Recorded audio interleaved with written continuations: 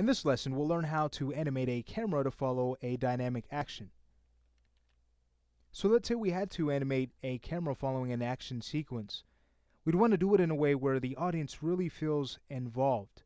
So we'll go ahead and animate the camera in this, and then we can discuss how we can piece it together to create something that is entertaining. So I'll head over to the Create panel and create a free camera. From there we can move it over to the character's right. I'll turn on Angle Snap, pressing the A key, and just rotate this up 90 degrees in the X and 90 degrees in the Y axis. And then we can go ahead and kind of frame this up. What I'll do from here is go ahead and head over to Views, Viewport Configuration, and make sure we have the two-pane layout selected. We'll choose OK. Alright, so from here we'll go ahead and make the left side our shot camera,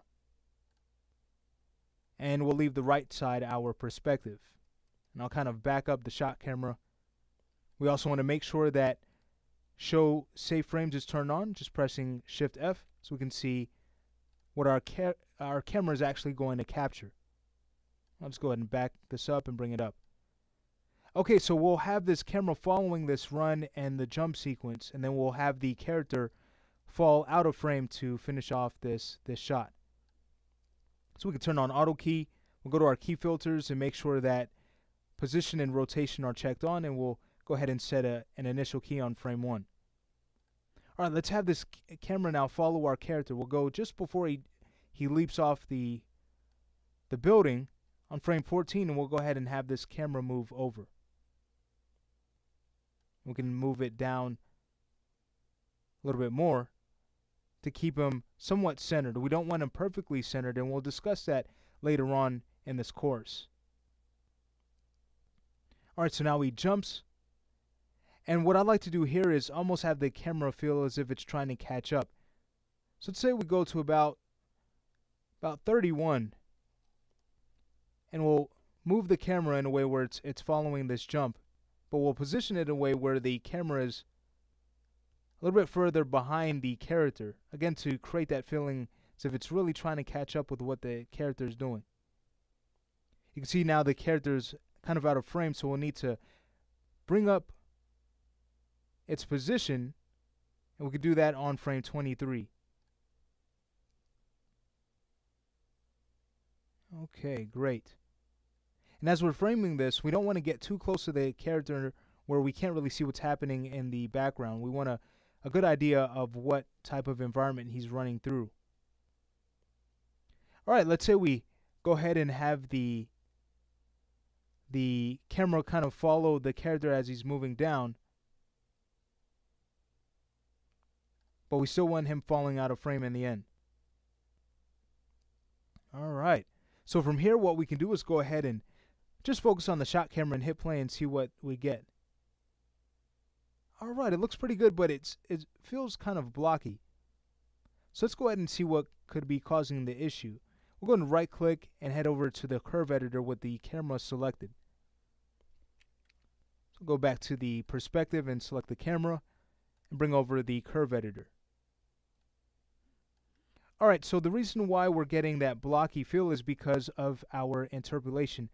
Here is our position Y animation, that the forward animation of the camera. You can see it has a few pauses, causing that blocky issue to occur in our interpolation. So what we can do here is just adjust the interpolation. I'll go to the first key and bring up the tangent handle, go to the others. We can actually select them all except for the last. We'll go ahead and leave that out. We'll have the animation ease into this last keyframe. So with all of these selected, going to our toolbar at the top, we can go ahead and make sure that lock tangents is turned on. Okay, it's found right here next to show tangents. Then we can go ahead and select them and move them all at the same time that way. Alright, so now what we could do, even before we go ahead and close out the curve editor, is just check the position Z, the up and down motion, and correct the interpolation here so we get something smooth. So on this key on frame 31, we'll go ahead and adjust the slope here.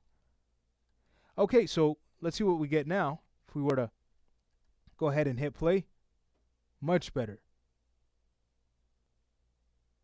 Okay, great. And if we wanted to add anything extra, maybe having the camera really arc down as the character moves down, creating something a little bit more dynamic. So on frame 14, what I'll do is go ahead and go to the position Z and just bring this up a little bit more. And then from there, we can head over to the curve editor and add a few keys. So go a few frames before, just as the character is starting to move down. I'll right click and choose add keys and add a key on the position Z track on frame 12. Alright, and then as the character is moving down and then moving back up, we can have a 1 frame delay where we take this key on 14 and move it to 15 and then move that down for the arc. So I'll go ahead and right click and choose move keys. Select this key on frame 14 and bring that down and over. And it's a good idea to go to options and turn on interactive updates so you can see automatically what the camera is doing as you move your key. Alright, so now let's see what this gives us if we were to start over the animation and hit play. Alright, so we have this really nice dynamic action sequence happening.